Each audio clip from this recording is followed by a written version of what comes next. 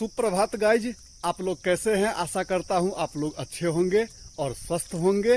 देखिए, ये मैंने 3 आम पाया है। एकदम पेड़ का पका हुआ आम है, गोपी आम है।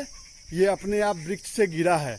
तो हमारे कहने का ये मतलब है कि हम इंसान अभी के युग में सिर्फ अपने भले के लिए सोचते हैं, और ये वृक्ष को देखिए कि अपना ये कुछ नहीं सोचता है। और हमारे लिए ये, हम जब यहाँ चुनने के लिए आते हैं तो ये निराश होकर नहीं जाने देता है। और देखिए 8 बजने जा रहा है और फिर भी मैं यहाँ 3 आम मेरे पास है जो ये वृक्ष से गिरा है अभी अभी, और मैं उठाया हूँ। कहने का तात्पर्य यह है कि हम भी इस पेड़ की तरह सिर्फ अपने स्वार्थ के लिए नहीं मरे, हम भी दूसरे का भला देखें, अपने खुशी के लिए दूसरे को दुख नहीं दें। तो धन्यवाद मित्र। जय भारत, जय मिथिला।